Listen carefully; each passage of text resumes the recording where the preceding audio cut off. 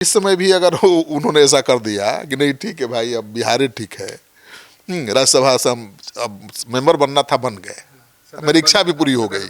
हाँ वही एक मलाल था ना कि नहीं बने राज्यसभा का कभी मेंबर, तो बन गए। अब बिहार की जनता की मांग को देखते हुए वापस भी आ सकते हैं और उनकी पार्टी के नेता इस मांग को उठा भी रहे हैं। अरुण कुमार जो पूर्व सांसद हैं, टीम निशांत को सीएम बनाने के लिए पूरा दबाव बना रही है। अरुण कुमार जैसे सीनियर नेता कह रहे हैं कि नहीं नीतीश कुमार स्वाभाविक रूप से नहीं जा रहे हैं दिल्ली, उन पर दबाव बनाया गया है। और दबाव नहीं भी बनाया गया है तो जनता में ये मैसेज गया है कि उनको मजबूर किया गया है कुर्सी छोड़ने के लिए। इससे एनडीए को भी नुकसान होगा, माने बीजेपी को भी नुकसान होगा, जेडीयू को भी नुकसान होगा। नमस्कार, सिटी पोस्ट लाइव देख रहे हैं आप, मैं हूं आपके साथ उत्तम झा। देखिए, बिहार में 5 सीटों पर राज्यसभा चुनाव हुए और 5 सीट पर एनडीए ने जीत दर्ज की है। तमाम मुद्दों पर बातचीत करेंगे, लेकिन कहीं ना कहीं अब एक बार फिर से लग रहा है कि बिहार में कांग्रेस की जो स्थिति है वो फिर से राफ साफ हो जाएगी, क्योंकि 3 जो विधायक हैं वो राज्यसभा चुनाव में मतदान करने के लिए नहीं पहुंचे थे। सर, क्या कुछ कहते हैं, किस तरीके से इसको देख रहे हैं? देखिए, बहुत बड़ा बदलाव है। कांग्रेस पार्टी के 3 विधायक नहीं आए, वोटिंग में भाग नहीं लिया, और 3 विधायकों ने वोटिंग में भाग लिया। अब जिन्होंने वोटिंग में भाग नहीं लिया उनके बारे में कांग्रेस पार्टी कह रही है कि भाई हॉर्स ट्रेडिंग हुई है, उनको प्रलोभन दिया गया है, पैसा दिया गया है। और जिन्होंने वोटिंग में भाग लिया उनको भी अफसोस है, वो कह रहे हैं कि उनको भी ऑफर मिला था लेकिन वो चूक गए, उनको अफसोस हो रहा है। ऐसा नहीं कि खुश है कि हम पार्टी के प्रति लॉयल रहे, पार्टी के लाइन पर चले और वोटिंग में भाग लिया, महागठबंधन के लिए वोट दिया, उनको अफसोस हो रहा है कि अरे हमने क्या कर दिया। बाकी लोगों ने तो पार्टी लाइन से अलग जाकर विद्रोह कर दिया, वोट नहीं दिया, तो वो मालो माल हो गए। और हम लोग को ऑफर मिल रहा था और कह रहे हैं कि 10-10 करोड़ का ऑफर था। कांग्रेस के जो विधायक वोट दे चुके हैं वो कह रहे हैं कि भाई 10 करोड़ का हमको भी ऑफर था, चार्टेड प्लेन से बुलाया गया था मिलने के लिए दिल्ली, लेकिन हम जा नहीं पाए, चूक गए। मतलब उनको फक्र नहीं है कि हम नहीं गए, हमने पार्टी लाइन पर जाकर वोटिंग में भाग लिया, उनको अफसोस है कि हम चूक गए। तो इसका मतलब कि हॉर्स ट्रेडिंग हुआ है। उन विधायकों की बातों पर अगर भरोसा किया जाए तो ज़्यादातर जो कांग्रेस के 3 विधायक हैं अफसोस ही जता रहे हैं। तो इसका मतलब है कि कांग्रेस पार्टी तो खत्म हो जाएगी। 3 विधायक तो वोटिंग में भाग ही नहीं लिए, तो उनका तो कोई गारंटी नहीं है कि वो कांग्रेस में कब तक रहेंगे। सर, कई चीज़ें जो है वो देखने को मिले। जिस तरीके से फारबिसगंज के विधायक हैं मनोज विश्वास, उन्होंने अगले दिन जब मीडिया से बातचीत की, उन्होंने कहा कि हमारे प्रदेश अध्यक्ष का अपमान हुआ जिसके कारण हम नहीं जा पाए। तेजस्वी यादव ने सभी विधायकों को फ़ोन किया, लेकिन प्रदेश अध्यक्ष से बातचीत नहीं की, राहुल गांधी से बातचीत नहीं की, प्रियंका गांधी से बातचीत नहीं हुई, ऐसा उन विधायकों का कहना है। हाँ बिल्कुल, विधायक तो अपने बचाव में अपना पक्ष रख रहे हैं कि भाई तेजस्वी यादव ने कांग्रेस पार्टी को भरोसे में नहीं लिया। और ये सच है कि तेजस्वी यादव ने एडी सिंह को उम्मीदवार बनाया, जो भूमिहार समाज से आते हैं, बहुत पैसे वाले हैं, और उम्मीदवार उनको बनाने से पहले कांग्रेस पार्टी को भरोसे में नहीं लिया। अगर राहुल गांधी को, प्रदेश अध्यक्ष राजेश राम को, कृष्णा अलवारू जो प्रभारी हैं उनको भरोसे में लिया होता तो शायद बात बिगड़ती नहीं, क्योंकि हॉर्स ट्रेडिंग के लिए जो उम्मीदवार था आरजेडी का वो भी कमज़ोर नहीं था, वो भी बहुत पैसे वाले हैं। 350 करोड़ तो पेपर पर उनकी संपत्ति है, तो वो भी कर सकते थे। लेकिन अफवाह तो सर भी चले कि 70 करोड़ बर्बाद हो गए। हाँ, अब राजनीतिक गलियारे में तो चल रही है चर्चा कि भाई 70 से 80 करोड़ रुपया तो एडी सिंह का बर्बाद हो गया। लेकिन भाई अब तो एडी सिंह बताएंगे ना कि कितना बर्बाद हुआ नहीं हुआ, आप हम कैसे बता सकते हैं। लेकिन जो चर्चा है राजनीतिक गलियारे में ऐसे ही चर्चा है। तो इतना पैसा बर्बाद होने के बाद भी राज्यसभा नहीं जा पाए। लेकिन सवाल ये उठता है कि भाई कांग्रेस पार्टी कितने दिन तक सुरक्षित है। कांग्रेस पार्टी के जो 6 विधायक हैं उनमें से 3 ने तो गचा दे दिया, और 3 जिन्होंने भाग लिया वोटिंग में, महागठबंधन के पक्ष में वोट दिया, उनको पैसा मिला या नहीं मिला अब वो तो बता नहीं रहे हैं, बल्कि अफसोस जता रहे हैं कि उनको तो ऑफर उधर से मिला था लेकिन उन्होंने वो चुक गए। और उनको ये डर भी सता रहा है कि भाई अगर राजेश राम प्रदेश अध्यक्ष पद से हटेंगे तो क्या होगा उनका। उनको डर है कि अगले प्रदेश अध्यक्ष डॉक्टर अखिलेश प्रसाद सिंह बन सकते हैं, राजेश राम हटेंगे तो, और अखिलेश प्रसाद सिंह अगर बनेंगे तो वो निशाने पर आ जाएंगे जिन विधायकों ने वोटिंग में भाग नहीं लिया है, क्योंकि अखिलेश सिंह तो अहम भूमिका निभा रहे थे। वो चाह रहे थे कि आरजेडी के उम्मीदवार की जीत हो, लेकिन 3 विधायकों ने गच्चा दे दिया। तो जब अखिलेश सिंह के हाथ में पार्टी की कमान होगी तो तीनों विधायक निशाने पर होंगे। उनको अगली बार टिकट मिलेगा या नहीं मिलेगा, ये डर सता रहा है, ये चिंता सता रही है, और जो स्वाभाविक भी है। और प्रदेश अध्यक्ष राजेश राम तो भले सार्वजनिक रूप से नहीं कह रहे हैं, लेकिन उनके जो करीबी लोग हैं उनका कहना है कि भाई जिस जाति के विधायक हैं जिन्होंने वोटिंग में भाग नहीं लिया, वो उनका कमांड ही नहीं मान रहे हैं। तो अब तो जाति के नाम पर पार्टी बट गई है।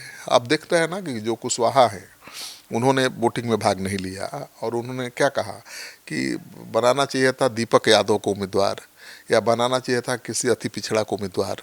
इन्होंने भूमिहार को उम्मीदवार बना दिया। बिल्कुल, ये तो कांग्रेस के जो विधायक हैं वाल्मीकि नगर से, उनका तो साफ तौर पे ये कहना था कि अगर हिना साहब होती, अब्दुल बारी सिद्दीकी होते तो हम लोग जाते वोट करने। हाँ, वही तो बात है कि वो कह रहे हैं कि दीपक यादव होते, हिना साहब होते, अब्दुल बारी सिद्दीकी होते, या कोई अति पिछड़ा होता तो हम वोट देते हैं। या फिर ये बचने का तरीका है उनका। ठीक है, लेकिन वो बड़ा संदेश दे रहे हैं ना, क्योंकि वो उपेंद्र कुशवाहा के बहुत करीबी रहे हैं, उनकी पार्टी से चुनाव भी लड़े हुए हैं। और ऐसा सवाल उठ रहा है कि कहीं उपेंद्र कुशवाहा ने तो खेल नहीं कर दिया। अच्छा, क्योंकि उपेंद्र कुशवाहा के प्रति वफादारी जताई है ना उन्होंने, वोटिंग में भाग नहीं लेकर के। और कहीं सम्राट चौधरी को सीएम की कुर्सी तक पहुंचने से रोकने की कोशिश तो नहीं थी, वो नहीं हो रही है। क्योंकि वो कुशवाहा जो विधायक हैं वो तो एक तरह से भूमिहार समाज पर निशाना साध रहे हैं, ठीक ना। वो कुशवाहा, अब तो भूमिहार समाज के निशाने पर कुशवाहा समाज आ जाएगा, सम्राट चौधरी कुशवाहा समाज से ही आते हैं। तो दोनों के बीच कहीं भेदभाव न पैदा हो जाए, लड़ाई न पैदा हो जाए, क्योंकि भाई एनडीए के साथ तो कुशवाहा भी हैं, भूमिहार भी हैं। बिल्कुल।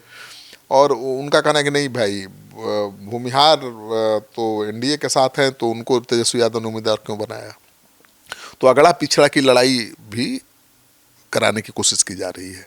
तो मुझे लगता है कि अब कांग्रेस पार्टी के 6 विधायक मतलब वो कभी भी कहीं भी जा सकते हैं, और इसका बड़ा इम्पैक्ट पड़ रहा है बिहार के राजनीति पर। सर, एक सवाल ये भी रहेगा, जिस तरीके से कांग्रेस के अगर 6 विधायक चले जाते हैं तो इसका मतलब ये भी हो सकता है कि कांग्रेस के जो विधायक हैं उनको कांग्रेस में अपना भविष्य नहीं दिख रहा होगा।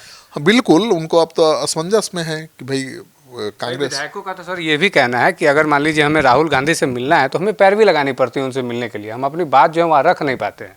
हाँ बिल्कुल, ये विधायकों की शिकायत रही है कि राहुल गांधी या खड़गे से मिलना बहुत आसान नहीं है, और ये सच बात है कि कोई आम विधायक राहुल गांधी से जब चाहे नहीं मिल सकता है। तो केंद्रीय नेतृत्व और विधायकों के बीच तो कम्युनिकेशन गैप है ही, और कम्युनिकेशन गैप नहीं होता तो 3 विधायक थोड़े पट्टी लाइन से हट करके वोटिंग से गायब नहीं रहते। और देखिए इसका इम्पैक्ट क्या पड़ रहा है। नीतीश कुमार मुख्यमंत्री की कुर्सी पर हैं, और वो मुख्यमंत्री की कुर्सी छोड़कर राज्यसभा जा रहे हैं। इसके पीछे भी ये बड़ा कारण है कि कांग्रेस पार्टी के 6 विधायक टूटने के लिए तैयार है। आरजेडी के एक विधायक ने गच्चा दे दिया, मतलब आरजेडी के विधायक भी टूटने के लिए तैयार हैं। और चिराग पासवान ने तो दावा भी कर दिया है, बीजेपी जेडीयू के नेता लगातार दावा करते रहे हैं कि आरजेडी के कई विधायक उनके संपर्क में हैं। मतलब इसका क्या असर पड़ रहा है नीतीश कुमार पर, देखिए नीतीश कुमार के पास 85 विधायक हैं। बीजेपी अगर जबरन सीएम की कुर्सी मांग रही है तो छोड़कर आरजेडी के साथ जा सकते थे, लेकिन जो कांग्रेस की कमजोर कड़ी है विधायक, जो 6 विधायक कभी भी पाला बदल सकते हैं, आरजेडी के विधायक कभी भी टूट सकते हैं, इस वजह से नीतीश कुमार को झुकना पड़ा है। अगर तेजस्वी के पास 25 से ज़्यादा विधायक होते, 50 होते, 60 होते, तो नीतीश कुमार सीएम की कुर्सी छोड़ देते।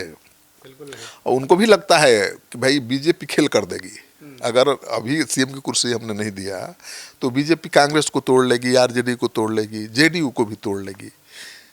और बीजेपी भी नहीं चाहती है कि ये नौबत आए।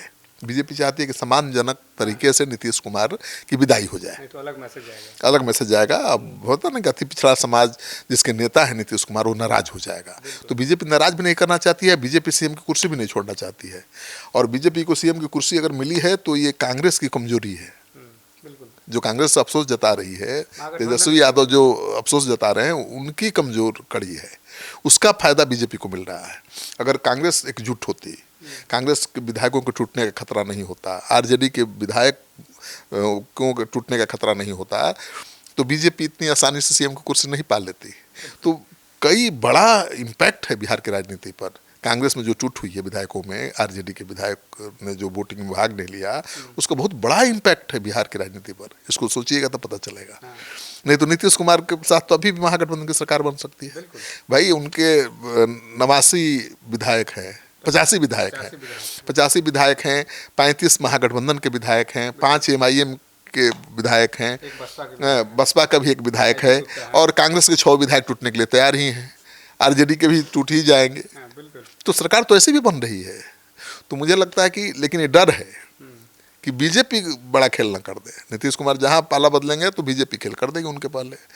और सबसे बड़ी पार्टी कौन है? बीजेपी है। विधानसभा के अध्यक्ष कौन है? बीजेपी के हैं। तो बीजेपी के हाथ में अभी सब कुछ है। राज्यपाल बीजेपी का, विधानसभा अध्यक्ष बीजेपी का, और सब कुछ बीजेपी का है, और सत्ता है बीजेपी के पास केंद्र में। तो देने के लिए बहुत कुछ है। तो मुझे लगता है कि जो महागठबंधन की कमजोर कड़ी है उसका फायदा बीजेपी को मिला है, और नीतीश कुमार नहीं चाहते हुए भी सीएम की कुर्सी छोड़ने को तैयार हुए हैं। अब भाई मन से छोड़ दीजिए या फिर आधे जबरदस्ती छोड़िए, तो मन से ही छोड़ने में ठीक है। और माना जा रहा है कि नीतीश कुमार को संयोजक बनाया जा सकता है एनडीए का। ये बहुत सम्मानजनक पोस्ट है, क्योंकि मंत्री तो नहीं बनेंगे, वो तो रेलवे मंत्री रह चुके हैं, कृषि मंत्री रह चुके हैं, और रेल मंत्री उनके जैसा तो कोई हुआ भी नहीं। बहुत काम किया उन्होंने। बाकी रेल मंत्री तो फांकेबाजी करते रहे, आंकड़ों का खेल बाजीगरी दिखाते रहे, लेकिन नीतीश कुमार ने वाकई काम किया। जब रेल मंत्री थे तो, कृषि मंत्री भी थे तो बहुत काम किया, और फिर से वो मंत्री बनेंगे जाकर, वो भी मोदी सरकार में, तो उनके स्ट्रक्चर के खिलाफ होगा ना भाई। नीतीश कुमार वही ना है भाई जो मोदी का नाम नहीं सुनना चाहते थे ना एक जमाने में। मोदी जी जब पीएम उम्मीदवार घोषित हुए तो बीजेपी से गठबंधन तोड़ लिया। एनडीए को जो भोज दिया था, भोज कैंसिल कर दिया। जिस भोज में अडवाणी सारे तमाम नेता बीजेपी के आए थे, भोज दे करके, आज्ञा देकर बीजेपी माफ कर दिया। और वो नीतीश कुमार मोदी कैबिनेट में मंत्री बनेंगे तो ये सम्मानजनक तो नहीं होगा। शिवानंद तिवारी तो पोस्ट किया है। तो मुझे लगता है कि बिहार की राजनीति एक ऐसे मुहाने पर, ऐसे मोड़ पर खड़ी है जहां पर नीतीश कुमार के पास भी कोई चारा नहीं है, महागठबंधन के पास कोई चारा नहीं है, और उसका सीधा लाभ बीजेपी को मिल रहा है। सर आखिरी सवाल लेंगे। जिस तरीके से फैसल रहमान जो है वो एब्सेंट थे, और कहीं ना कहीं तेजस्वी को आंख दिखाया है बसपा के विधायक ने, जिस तरीके से उन्होंने पोस्ट किया था कि हमारे भी पिताजी बीमार है, लेकिन फिर भी वो वोट देने के लिए पहुंचे थे। लेकिन फैजल रहमान ने जो बात कही कि हमारी माँ का तबीयत खराब है, इस पर सर तेजस्वी पे कहीं ना कहीं सवाल उठता है। देखिए है क्या कि फैजल रहमान का राजनीतिक बैकग्राउंड है। उनके पिता मोतीउर रहमान बड़े नेता रहे हैं, और उनको अपने हिसाब से तेजस्वी यादव नहीं हाँक सकते, कंट्रोल नहीं कर सकते। उनको मान सम्मान देना चाहिए था, और उनके लोगों को कहना है कि नहीं, उनके साथ भी तेजस्वी जी का अच्छा बर्ताव नहीं रहा। वो तेजस्वी जी के व्यवहार से दुखी थे, और उन्होंने अपनी ताकत दिखाई है, ठीक है, और एक मैसेज दिया है। क्योंकि देखिए पिछले चुनाव में देखिएगा तो तेजस्वी यादव के हेलीकॉप्टर में कोई सीनियर मुस्लिम नेता नहीं नजर आ रहा था। केवल दिखावे के लिए एक अल्पसंख्यक चेहरा टोपी लगाकर बैठा देते थे। मुकेश सहनी होते थे, अब्दुल बारी सिद्दीकी हो सकते थे, फातमी अली अशरफ फातमी हो सकते थे। किसी भी बड़े कद के नेताओं को तेजस्वी ने आगे नहीं किया, तो उसका खराब मैसेज गया मुसलमानों में भी, ठीक है ना। उनको लगा कि हमारा कोई नेता ही नहीं है, और उसका फायदा मिला ओवैसी को, सीधा फायदा मिला। और उसी ओवैसी ने झुका दिया आरजेडी को इस बार राज्यसभा के चुनाव में, घुटने पर ला दिया ना तेजस्वी यादव को। तो ऐसे ही दे दिया ओवैसी ने तो समर्थन दे करके पूरा तेजस्वी का खेल ही खराब कर दिया। अब नहीं कहेंगे कि बीजेपी की भी टीम है।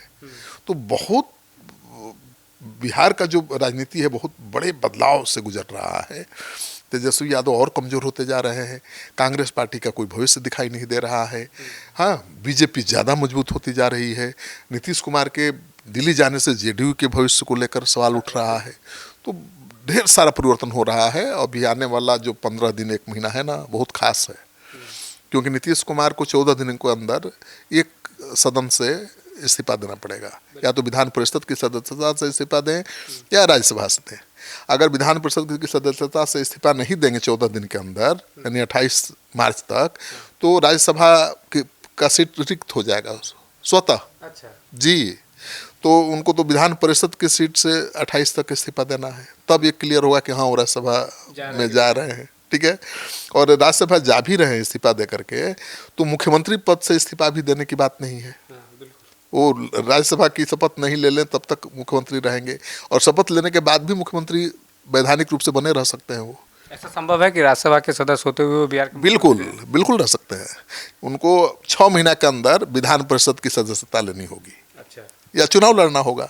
तो चुनाव तो उन्होंने बहुत दिनों से लड़ा ही नहीं है, तो राज्यसभा की शपथ लेकर राज्यसभा का सेशन अटेंड करके वो कह सकते हैं कि भाई ठीक है, बिहार में मेरी मांग है, बिहार के लोग कह रहे हैं कि मेरे चेहरे पर वोट दिया है और मैंने बहुत वादा किया है जिसको अभी पूरा करना है, तो बिहार के लोगों की मांग को देखते हुए मैं फिर बिहार की सेवा के लिए वापस जाना चाहता हूँ। कौन बड़ी बात है। नीतीश कुमार एक बार लोकसभा के सदस्य भी थे और उन्होंने विधानसभा चुनाव लड़ा था एमपी रहते हुए। 95 जी, और बाद में विधायकी से इस्तीफा दे दिया, बोले नहीं ठीक है, लोकसभा ठीक है। तो इस समय भी तो कर सकते हैं ना। शपथ नहीं लिया तो खत्म, समझ गए ना। तो मुझे लगता है कि विधानसभा की शपथ नहीं ली तो लोकसभा के सदस्य रह गए, और इस समय भी अगर उन्होंने ऐसा कर दिया कि नहीं ठीक है भाई अब बिहार ठीक है, राज्यसभा से हम अब मेंबर बनना था, बन गए, मेरी इच्छा भी पूरी हो गई। हाँ, वही एक मलाल था ना कि नहीं बने राज्यसभा का कभी मेंबर, तो बन गए। अब बिहार की जनता की मांग को देखते हुए वापस भी आ सकते हैं, और उनकी पार्टी के नेता इस मांग को उठा भी रहे हैं। अरुण कुमार जो पूर्व सांसद हैं, टीम निशांत को सीएम बनाने के लिए पूरा दबाव बना रही है। अरुण कुमार जैसे सीनियर नेता कह रहे हैं कि नहीं, नीतीश कुमार स्वाभाविक रूप से नहीं जा रहे हैं दिल्ली, उन पर दबाव बनाया गया है, और दबाव नहीं भी बनाया गया है तो जनता में ये मैसेज गया है कि उनको मजबूर किया गया है कुर्सी छोड़ने के लिए। इससे एनडीए को भी नुकसान होगा, माने बीजेपी को भी नुकसान होगा, जेडीयू को भी नुकसान होगा। तो गजब मोड़ पर है बिहार की राजनीति, इसको समझना और एक शब्द में इसका व्याख्या करना बड़ा मुश्किल है। समय पर छोड़ देना ही उचित है। बिल्कुल, इंतजार करिए, बहुत कुछ होगा अभी। बिल्कुल, तो कांग्रेस के जो 6 विधायक हैं वो गच्चा दे सकते हैं, और महागठबंधन की जो स्थिति है बिहार में वो और लचर हो सकती है। क्या कुछ बातचीत हुई है इस वीडियो के माध्यम से देख पाएंगे आप। बहुत बहुत धन्यवाद।